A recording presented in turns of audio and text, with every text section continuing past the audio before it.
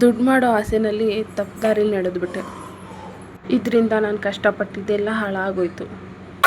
Hey guys, welcome to Cherry with me vlog. ಎಲ್ಲರೂ ಹೇಗಿದ್ದೀರಾ? ಎಲ್ಲರೂ ಚೆನ್ನಾಗಿದ್ದೀರಾ ಅಂತ ಅಂದ್ಕೊಂಡು ಇವತ್ತಿನ ವ್ಲಾಗನ್ನು ಸ್ಟಾರ್ಟ್ ಮಾಡ್ತಾ ಇದ್ದೀನಿ. ನನ್ನ ದಿನಚರಿ ಹೇಗಿರುತ್ತೆ ಏನೋ, ಹಾಗೆ ನಾನು ಮಾಡಿರೋಂತಹ ತಪ್ಪೇನೋ ಅನ್ನೋದ್ರ ಬಗ್ಗೆ ಫುಲ್ ಡೀಟೇಲಾಗಿ ಕೊಡ್ತೀನಿ. ಸೊ ಯಾರಾದರೂ ಮೊದಲನೇದಾಗಿ ನನ್ನ ಚಾನಲ್ ನೋಡ್ತಾ ಇದ್ದರೆ ಪ್ಲೀಸ್ ಸಬ್ಸ್ಕ್ರೈಬ್ ಮಾಡಿಕೊಂಡು ವೀಡಿಯೋನ ನೋಡಿ. ಇಷ್ಟ ಆಯಿತು ಅಂದರೆ ಲೈಕ್, ಶೇರ್, ಕಮೆಂಟನ್ನು ಮಾಡಿ, ಓಕೆನಾ? ಫಸ್ಟು ಯಾರಾದರೂ ಯೂಟ್ಯೂಬ್ ಚಾನಲ್ ಓಪನ್ ಮಾಡ್ತಾ ಇದ್ದಾರೆ ಅಥವಾ ಮಾಡ್ತಾ ಇದ್ದೀರಾ ನೀವು ಅನ್ನೋದಾದರೆ ಪ್ಲೀಸ್ ಈ ವಿಡಿಯೋನ ಕಂಪ್ಲೀಟಾಗಿ ನೋಡಿ, ನಿಮಗೆ ಹೆಲ್ಪ್ಫುಲ್ ಆಗಬಹುದು. ನಾನು ಮಾಡಿದಂಥ ತಪ್ಪುಗಳನ್ನ ಬೇರೆ ಯಾರು ಕೂಡ ಮಾಡಬಾರ್ದು ಅನ್ನೋ ಉದ್ದೇಶಕ್ಕೋಸ್ಕರ ಅಷ್ಟೇ ಹೇಳ್ತಾ ಇರೋಂಥದ್ದು. ಇದರಿಂದ ಸುಮ್ಮನೆ ವೇಸ್ಟ್, ನಮ್ಮ ಟೈಮ್ ಇದೆಯಲ್ಲ, ಆ ಟೈಮು ಅಮೂಲ್ಯವಾದ ಟೈಮ್ ಏನಿದೆ ಅದನ್ನು ಕಳ್ಕೊಂಡ್ಬಿಡ್ತೀವಿ. ಅದಕ್ಕೋಸ್ಕರನೇ ಈ ವಿಡಿಯೋನ ಸ್ಕಿಪ್ ಮಾಡದೆ ನೋಡಿ ಅಂತ ನಾನು ಕೇಳ್ಕೊಳ್ತಾ ಇರೋದು. ಹಾಗಿದ್ರೆ ನಾನು ಮಾಡಿದ ತಪ್ಪೇನು ಅಂತ ನೀವು ತಿಳ್ಕೊಬೇಕಲ್ವಾ? ಬನ್ನಿ, ನಾನು ಎಡವಿದ್ದೆಲ್ಲಿ, ಏನು ತಪ್ಪು ಮಾಡಿದ್ದು ಅಂತೆಲ್ಲ ಫುಲ್ ಡೀಟೇಲಾಗಿ ಹೇಳ್ತೀನಿ. ನಾನು 3 ವರ್ಷದ ಹಿಂದೆಯೇ ಒಂದು ಯೂಟ್ಯೂಬ್ ಚಾನಲನ್ನು ಓಪನ್ ಮಾಡಿದ್ದೆ. ಆ ಚಾನಲಲ್ಲಿ ನನ್ನ ಡೈಲಿ ವ್ಲಾಗ್ಸ್ನೆಲ್ಲ ಹಾಕ್ತಾಯಿದ್ದೆ. ಅದು ಏನಿಲ್ಲ ಅಂದರೂ ಒಂದು 20 ವ್ಯೂಸ್ ಅಷ್ಟೇ ಬರ್ತಾಯಿತ್ತು. ನನಗೂ ಬೇಜಾರಾಯಿತು. ಒಂದು 3 ಮಂತ್ಸ್ ನೋಡಿದೆ. ಆಮೇಲೆ ನಾನು ಏನು ಮಾಡಿದೆ ಅಂತಂದರೆ ಬೇರೆ ರೀತಿ ವೀಡಿಯೋಸ್ಗಳನ್ನು ಹಾಕೋಕ್ಕೆ ಶುರು ಮಾಡಿದೆ. ಆ ವಿಡಿಯೋಸ್ ಎಲ್ಲ ತುಂಬಾ ಸ್ಟ್ರಾಂಗಾಗಿ ಓಡ್ತು. ಹೆಂಗೆ ಓಡ್ತು ಅಂದರೆ 1 ಲಕ್ಷ 2 ಲಕ್ಷ ವ್ಯೂಸ್ ಎಲ್ಲ ಬಂದುಬಿಡ್ತು. ಸೊ ವಾಚ್ ಅವರ್ ಎಲ್ಲ 1 ಲಕ್ಷದ ವೀಡಿಯೋ ಏನು ಓಡಿತ್ತು ಅದರಲ್ಲೇ ವಾಚ್ ಅವರ್ ಎಲ್ಲ ಕಂಪ್ಲೀಟ್ ಆಯಿತು. 3 ವರ್ಷ ಸಬ್ಸ್ಕ್ರೈಬರೂ ಅಷ್ಟೇ ತುಂಬ ಚೆನ್ನಾಗಿ ಒಂದು 6ರಿಂದ 8,000ವರೆಗೂ ಸಬ್ಸ್ಕ್ರೈಬರು ಕೇವಲ 2 ತಿಂಗಳಲ್ಲಿ ಆಗೋಗ್ಬಿಟ್ರು. ಸ್ಟಾರ್ಟಿಂಗಲ್ಲಿ ನನಗೆ ಸಬ್ಸ್ಕ್ರೈಬರ್ ಇದ್ದಿದ್ದೆ ಒಂದು 100 ಜನ, ಅದೆಲ್ಲ ನನ್ನ ಫ್ಯಾಮಿಲಿ ಮೆಂಬರ್ಸೇ ಆಗಿದ್ದರು. ಸೊ ನಾನು ಈ ರೀತಿ ವಿಡಿಯೋನ ಶುರು ಮಾಡಿದ ಮೇಲೆ ನನಗೆ ಒಂದು 8,000ವರೆಗೂ ಸಬ್ಸ್ಕ್ರೈಬರ್ ಕೂಡ ಆದರು. ನಾನು ಈ ರೀತಿ ವಿಡಿಯೋ ಶುರು ಮಾಡಿದ ಮೇಲೆ ವಾಚ್ ಅವರ್ ಕೂಡ ಕಂಪ್ಲೀಟ್ ಆಯಿತು. ಏನಿಲ್ಲ ಅಂದರೂ ವರ್ಷದಲ್ಲಿ 2 ಸಲ ಮಾನಿಟೈಸೇಷನ್ನ ಅಪ್ಲೈ ಮಾಡಿದೆ. ಮೊದಲನೇ ಸಲ ಮಾನಿಟೈಸೇಷನ್ ಅಪ್ಲೈ ಮಾಡಿದಾಗಲೇ ಅರ್ಥ ಮಾಡ್ಕೊಬೇಕಾಗಿತ್ತು ನಾನು ತಪ್ಪು ದಾರಿಲಿ ನಡೀತಾ ಇದ್ದೀನಿ ಅಂತ. ಆವಾಗಲೂ ನಾನು ಅರ್ಥ ಮಾಡ್ಕೊಳ್ಳಿಲ್ಲ. ಕೊನೆಯದಾಗಿ 2ನೇ ಸಲನೂ ಸಹ ನಾನು ಮಾನಿಟೈಸೇಷನ್ನ ಅಪ್ಲೈ ಮಾಡಿದೆ. ಅದರಲ್ಲೂ ನನಗೆ ಏನು ಬಂತು, ಮೇನ್ ಕಾರಣ ಏನು ಬಂತಪ್ಪ ಅಂದರೆ ರೀಯೂಸ್ಡ್ ಕಂಟೆಂಟ್ ಅಂತ ಬಂತು. ಏನು ಮಾಡೋದು ಅಂತ ತುಂಬ ನನಗೆ ವೀಡಿಯೋಸು ಎಡಿಟಿಂಗ್ ಮಾಡೋದೆಲ್ಲ ಗೊತ್ತಿತ್ತು. ಬಟ್ ನಾನು ಬೇರೆಯವ್ರ ವೀಡಿಯೋಸ್ ಎಲ್ಲ ನಾನು ನೋಡ್ತಾನೆ ಇರಲಿಲ್ಲ. ಆಮೇಲೆ ನಾನು ರೀಯೂಸ್ಡ್ ಕಂಟೆಂಟ್ ಅಂದರೆ ಏನು, ಹೇಗೆ ಹೋಗ್ಸೋದು ಇದನ್ನು ಅಂತ ತುಂಬ ಯೂಟ್ಯೂಬಲ್ಲಿ ಚೆಕ್ ಮಾಡಿಬಿಟ್ಟು ತಿಳ್ಕೊಂಡೆ. ಅವ್ರು ಹೇಳಿದರು ಕೆಲವೊಂದು ವೀಡಿಯೋಸನ್ನು ಡಿಲೀಟ್ ಮಾಡಿ ಅಂತ. ಯಾರು ಕೂಡ ಇದನ್ನು ಹೇಳಿರೋದಿಲ್ಲ, ಗಾಡ್ ಪ್ರಾಮಿಸು ನಾನು ಹೇಳ್ತಾ ಇದ್ದೀನಿ. ಈ ರೀತಿ ವೀಡಿಯೋಸ್ನ ಮಾಡಿದರೆ ದುಡ್ಡು ಬರುತ್ತೆ ಅಂತ ಅವ್ರು ಹೇಳ್ತಾರೆ. ಬಟ್ ಡೆಫಿನೆಟ್ಲಿ ಮಾನಿಟೈಸೇಷನ್ನೇ ಆನ್ ಆಗಲ್ಲ. ದುಡ್ಡು ಇನ್ನೆಲ್ಲಿಂದ ಬಂತು ಅಲ್ವಾ? ನಾನು 2 ಸಲನೂ ತಪ್ಪು ಮಾಡಿಬಿಟ್ಟೆ. 3ನೇ ಸಲನೂ ಸಹ ನಾನು ದಡ್ಡಿ. ಆವಾಗಲಾದರೂ ನಾನು ಈ ಚಾನಲನ್ನು ಬಿಡ್ಬೋದಾಗಿತ್ತು. ನಾನು ಏನು ಮಾಡ್ತಿದ್ದೆ ಅಂದರೆ ಎಲ್ಲ ವೀಡಿಯೋಸನ್ನು ಡಿಲೀಟ್ ಮಾಡ್ತಾಯಿದ್ದೆ. ಯಾವ ರೀತಿ ವೀಡಿಯೋಸ್ ಮಾಡ್ತಾಯಿದ್ದೆ ಅಂತ ಅಂದರೆ, ನಾನು ಫಸ್ಟು ಸ್ಟಾರ್ಟಿಂಗಲ್ಲಿ ಹೇಳಿದ್ನಲ್ಲ, ನನ್ನದೇ ಆದ ಸ್ವಂತ ವೀಡಿಯೋಸ್ನ ಮಾಡಿದೆ, ಅದು ಓಡಲಿಲ್ಲ. ಅದಾದಮೇಲೆ ಇನ್ಸ್ಟಾದಲ್ಲಿ ಕೆಲವೊಂದು ಇಮೇಜಸ್ನ ಕದ್ದು ನನ್ನ ಓನ್ ವಾಯ್ಸು ಕೊಡೋಕ್ಕೂ ಮುಂಚೆ ಯೂಟ್ಯೂಬ್ ಮ್ಯೂಸಿಕ್ ಏನಿತ್ತು ಅದನ್ನು ಯೂಸ್ ಮಾಡಿಬಿಟ್ಟು ಅಪ್ಲೋಡ್ ಮಾಡ್ತಿದ್ದೆ. ಆವಾಗ ಅದು ರೀಯೂಸ್ಡ್ ಕಂಟೆಂಟ್ ಅಂತ ಬಂತು ಅಂದ್ಬಿಟ್ಟು ಆ ರೀತಿ ಮಾಡೋದು ಬೇಡ ಅಂತ ಅಂದ್ಬಿಟ್ಟು ಓನ್ ವಾಯ್ಸ್ ಓವರ್ ಕೊಡೋದಕ್ಕೆ ಶುರು ಮಾಡಿದೆ. ಆವಾಗಲೂ ಅಷ್ಟೇ ರೀಯೂಸ್ಡ್ ಕಂಟೆಂಟ್ ಅಂತ ಬರ್ತಾಯಿತ್ತು. ಆಮೇಲೆ ಪಿಂಟ್ರೆಸ್ಟ್ ಅನ್ನೋ ಆ್ಯಪ್ ನನಗೆ ಪರಿಚಯ ಆಯಿತು. ಅದರಲ್ಲೂ ಕೂಡ ಇಮೇಜನ್ನು ಕದಿಯೋದು, ಈ ರೀತಿ ಹಾಕೋದು. ವಾಚ್ ಅವರ್ ಕಂಪ್ಲೀಟ್ ಆಗ್ತಿದೆ ಬೇಗನೆ, ಸಬ್ಸ್ಕ್ರೈಬರ್ ಕೂಡ ಚೆನ್ನಾಗಿ ಆಗ್ತಿದ್ದಾರೆ.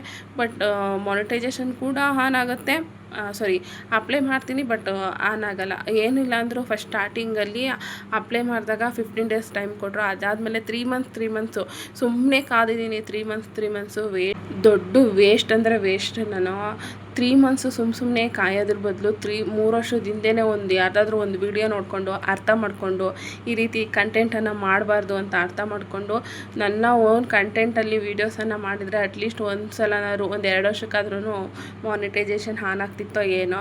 ಬಟ್ ತಪ್ಪು ದಾರಿನಲ್ಲಿ ಇಲ್ಲ, ಈ ವಿಡಿಯೋ ಚೆನ್ನಾಗಿ ಓಡ್ತಿದೆ, ಇದೇ ರೀತಿ ವೀಡಿಯೋಸ್ ಮಾಡಬೇಕು ಅಂತ ಹೇಳ್ಬಿಟ್ಟು ನಾನು ಈ ದಾರಿ ಹಿಡಿದ್ಬಿಟ್ಟು ಹಾಳಾಗೋದು ಹೋಗೋದಿರಲಿ. ನನ್ನ ಟೈಮೆಲ್ಲ ವೇಸ್ಟ್ ಆಗೋಯ್ತು.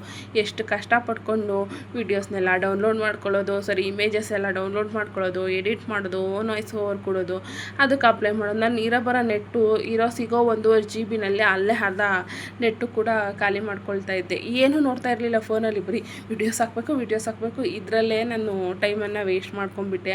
ಸೊ ಇವಾಗ ಆ ರೀತಿ ಕೆಲವರು ವೀಡಿಯೋಸ್ ನನಗೆ ಗೊತ್ತಿರಲಿಲ್ಲ. ಅವ್ರು ಹೇಳ್ತಾರೆ, ತುಂಬ ಜನದ ವೀಡಿಯೋ ನೋಡಿದಾಗ ಹೇಳ್ತಾರೆ ಮಾನಿಟೈಸೇಷನ್ ಆನ್ ಆಗುತ್ತೆ, ರೀಯೂಸ್ಡ್ ಕಂಟೆಂಟ್ ಬಂದಿರೋದನ್ನು ಹುಡುಕಿ ಡಿಲೀಟ್ ಮಾಡಿ ಅಂತ. ಮೇನ್ ರೀಯೂಸ್ಡ್ ಕಂಟೆಂಟ್ ಎಲ್ಲಿಂದ ಬರುತ್ತೆ ಅಂದರೆ ನಾವು ವಿಡಿಯೋ ಈ ಬೇರೆ ಇನ್ಸ್ಟಾ ಮತ್ತು ಪಿಂಟ್ರೆಸ್ಟ್ ಆ್ಯಪಿಂದ ತೊಗೊಂಡಿರ್ತೀವಲ್ಲ ಇಮೇಜಸ್ಸು, ಆ ಇಮೇಜಸ್ ತೊಗೊಂಡು ಹಾಕಿದರೆ ಸಾಕು ರೀಯೂಸ್ಡ್ ಕಂಟೆಂಟ್ ಅಂತ ಬರುತ್ತೆ. ದಯವಿಟ್ಟು ಕ್ಷಮಿಸಿ, ನನಗೆ ಮಾತ್ರ ಇದು ವಿಷಯ ಗೊತ್ತಿರಲಿಲ್ಲ. ನಾನು ಈ ರೀತಿ ಮೋಸ ಹೋದ್ಮೇಲೆ ನಾನು ಟೈಮ್ ತೊಗೊಂಡು ತಿಳ್ಕೊಂಡ ಮೇಲೆ ನಂಗೆ ಗೊತ್ತಾಗಿದ್ದು. ಅದಕ್ಕೆ ಯಾರಾದ್ರೂ ಫಸ್ಟು ಚಾನಲನ್ನು ಓಪನ್ ಮಾಡಿದವರು ಯಾರು ಕೂಡ ಈ ರೀತಿ ತಪ್ಪುಗಳನ್ನು ಮಾಡಬೇಡಿ. ನಿಮ್ಮದೇ ಆದ ಓನ್ ಕಂಟೆಂಟಲ್ಲಿ ವೀಡಿಯೋಸನ್ನು ಮಾಡಿ. ಓಡಿಲ್ಲ ಅಂದರೂ ಪರವಾಗಿಲ್ಲ, ಮಾನಿಟೈಸೇಷನ್ ಆನ್ ಆಗಿಲ್ಲ ಅಂದ್ರೂ ಪರವಾಗಿಲ್ಲ, ನಿಮ್ಮ ಒಂದು ಮೆಮೊರಿ ಲೈಫ್ ಲಾಂಗು ಯೂಟ್ಯೂಬಿನಲ್ಲಿ ಇದ್ದೇ ಇರುತ್ತೆ. ನಾನು ಇವಾಗಲೂ ನನ್ನ ಹಳೆ ಯೂಟ್ಯೂಬ್ ಚಾನಲ್ ಓಪನ್ ಮಾಡಿ ನೋಡಿದರೆ, ನನ್ನ ಮಗಳು 11 ತಿಂಗಳು ನಾನು ವೀಡಿಯೋ ಯೂಟ್ಯೂಬ್ ಚಾನಲ್ ಸ್ಟಾರ್ಟ್ ಮಾಡಿದಾಗ, ಇವಾಗ 3.5 ವರ್ಷ. ಆವಾಗಲೂ ವೀಡಿಯೋಸ್ ಎಲ್ಲ ಈಗಲೂ ನೋಡಿದಾಗ ನನ್ನ ಕಣ್ಣಲ್ಲೇ ಒಂದ್ಸಲ ನೀರು ಬಂದುಬಿಡುತ್ತೆ. ಎಷ್ಟು ಚೆನ್ನಾಗಿತ್ತಲ್ವ ನಾನು ಡೈಲಿ ವ್ಲಾಗ್ಸ್ ಮಾಡ್ತಾಯಿದ್ದಿದ್ದು, ಅದೆಲ್ಲ ಚೆನ್ನಾಗಿತ್ತು. ನಾನು ತಪ್ಪು ಮಾಡಿಬಿಟ್ಟೆ. ಅದೇ ದಾರಿನಲ್ಲಿ ಹೋಗಿದ್ದಿದ್ರೆ ಇಷ್ಟೊತ್ತಿಗೆ ಏನಾದರೂ ಒಂದು 4 ಕಾಸಾದ್ರೂ ಮಾಡ್ತಿದ್ದೆ ಅನಿಸುತ್ತೆ. ತಪ್ಪು ಮಾಡಿಬಿಟ್ಟೆ ಅಂತ ಇವಾಗ ಅನಿಸ್ತಿದೆ. ಸೊ ಯಾರಾದರೂ ಹೊಸ್ದಾಗಿ ಯೂಟ್ಯೂಬ್ ಚಾನಲ್ ಮಾಡೋರು ದಯವಿಟ್ಟು ಇನ್ಸ್ಟಾ ಮತ್ತು ಪಿಂಟ್ರೆಸ್ಟು ಅಥವಾ ಬೇರೆ ಆ್ಯಪಲ್ಲಿ ಇಮೇಜನ್ನು ತಗೊಂಡು ಓನ್ ವಾಯ್ಸ್ ಕೊಟ್ಟು ಓವರ್ ಎಡಿಟಿಂಗ್ ಮಾಡಿಕೊಂಡು ವೀಡಿಯೋಸ್ ಅಪ್ಲೋಡ್ ಮಾಡ್ತೀನಿ ಅಂದರೆ ದಯವಿಟ್ಟು ಅಪ್ಲೋಡ್ ಮಾಡೋದಕ್ಕೆ ಹೋಗ್ಬಿಡಿ. ಇದರಿಂದ ಏನೂ ಯೂಸ್ ಇಲ್ಲ. 100 ಜನ ಹೇಳ್ತಾರೆ ಮಾಡ್ಬೋದು ಈ ರೀತಿ ಎಡಿಟಿಂಗು ಓನ್ ವಾಯ್ಸ್ ಓವರ್ ಕೊಟ್ಬಿಟ್ಟು ಮಾಡ್ಕೊಬೋದು ಅಂತ. ಪ್ಲೀಸ್ ಇದರಿಂದ ಏನೂ ಯೂಸ್ ಇಲ್ಲ, ಯಾರು ಕೂಡ ಮಾಡೋದಕ್ಕೆ ಹೋಗ್ಬಿಡಿ. ಓಕೆನಾ? ಇವತ್ತಿನ ವೀಡಿಯೋನ ನಾನು ನನ್ನ ದಿನಚರಿ ಹೇಗಿರುತ್ತೆ, ನನ್ನ ಮಗಳು ಯಾವ ರೀತಿ ಟೈಮನ್ನು ನನ್ನ ಜೊತೆ ಕಳೀತಾಳೆ ಅನ್ನೋದು ವಿಡಿಯೋ ನೋಡಿದರೆ ಗೊತ್ತಾಗುತ್ತೆ. ನನ್ನ ಮಗಳು ಯಾವ ರೀತಿ ಎಲ್ಲ ಕಾಟ್ಲೆಗಳನ್ನ ಕೊಡ್ತಾಳೆ ಅಂತ ಹೇಳ್ಬಿಟ್ಟು. ನಾನು ನನ್ನ ಮಗಳು ಇಬ್ಬರೇ ಮನೆಯಲ್ಲಿ ಇರೋದ್ರಿಂದ ತುಂಬ ಚೆನ್ನಾಗಿ ಟೈಮನ್ನು ಸ್ಪೆಂಡ್ ಮಾಡ್ತೀವಿ. ಇನ್ಮೇಲಿಂದ ಇದೇ ರೀತಿ ನಾನು ನನ್ನ ಮಗಳ ಜೊತೆನೇ ಟೈಮ್ ಸ್ಪೆಂಡ್ ಮಾಡಿಕೊಂಡು ಯಾವ ರೀತಿ ದಿನಗಳನ್ನು ಕಲಿತೀವಿ, ನಮ್ಮ ದಿನಚರಿ ಹೇಗಿರುತ್ತೆ ಏನು ಅನ್ನೋದನ್ನು ನನ್ನ ಡೈಲಿ ವ್ಲಾಗಲ್ಲಿ ನಿಮಗೆ ತಿಳಿಸ್ಕೊಡ್ತೀನಿ. ಹಾಗೆ ಏನಾದರೂ ಗೊತ್ತಿತ್ತು ಅಂದರೆ ಹೊಸದಾಗಿ ಶೇರ್ ಕೂಡ ಮಾಡ್ಕೊಳ್ತೀನಿ. ಓಕೆನಾ? ಪ್ಲೀಸ್ ನನ್ನ ಚಾನಲ್ಗೆ ಸಬ್ಸ್ಕ್ರೈಬ್ ಮಾಡಿಕೊಂಡು ವೀಡಿಯೋಸನ್ನು ನೋಡಿ ಸಪೋರ್ಟನ್ನು ಮಾಡಿ ಫ್ರೆಂಡ್ಸ್. 3 ವರ್ಷ ಹೆಂಗೋ ಹಾಳಾಗೋಯ್ತು. ಇನ್ಮೇಲಾದರೂ ಒಳ್ಳೆ ದಾರಿನಲ್ಲಿ ನಡೆಯೋಣ ಅಂತ ಹೇಳ್ಬಿಟ್ಟು ಮತ್ತೊಂದು ಚಾನಲ್ ಶುರು ಮಾಡ್ಕೊಂಡಿದ್ದೀನಿ. ದಯವಿಟ್ಟು ನಿಮ್ಮ ಸಹಕಾರದಿಂದ ವೀಡಿಯೋಸನ್ನು ನೋಡಿ ಸಬ್ಸ್ಕ್ರೈಬ್ ಮಾಡ್ಕೊಳ್ಳಿ. ಯಾರಾದರೂ ನೀವು ಯೂಟ್ಯೂಬ್ ಚಾನಲ್ ಮಾಡೋರಿತ್ತು ಅಂದರೆ ಕಮೆಂಟ್ ಮುಖಾಂತರ ತಿಳಿಸಿ, ನಾನು ಕೂಡ ಸಬ್ಸ್ಕ್ರೈಬರ್ ಆಗ್ತೀನಿ. ಇಷ್ಟು ನಾ ಹೇಳಬಲ್ಲೆ ಅಷ್ಟೇ. ಸೊ ನನ್ನ ವ್ಲಾಗ್ ಡೈಲಿ ದಿನಚರಿ ಜೊತೆ ನಾನು ಬೆಳಗ್ಗೆಯಿಂದ ಸಂಜೆವರೆಗೂ ನನ್ನ ಮಗಳ ಜೊತೆ ಟೈಮ್ ಸ್ಪೆಂಡ್ ಮಾಡಿಕೊಂಡು ಸಿಕ್ಕಿರೋ ಟೈಮಲ್ಲಿ ಈ ರೀತಿ ಏನಾದರೂ ಒಂದು ಕಿತಾಪತಿಗಳನ್ನು ಮಾಡಿಕೊಂಡು ಮಾಡ್ತಾಯಿರ್ತೀನಿ. ಓಕೆನಾ? ಸೊ ಇವತ್ತಿನ ವೀಡಿಯೋನ ಇಲ್ಲಿಗೆ ಎಂಡ್ ಮಾಡ್ತಾಯಿದ್ದೀನಿ. ಥ್ಯಾಂಕ್ ಯು ಸೋ ಮಚ್ ಎಲ್ಲರೂ ನಿಮ್ಮ ಟೈಮ್ ಕೊಟ್ಟು ವೀಡಿಯೋ ನೋಡಿದ್ದಕ್ಕೆ.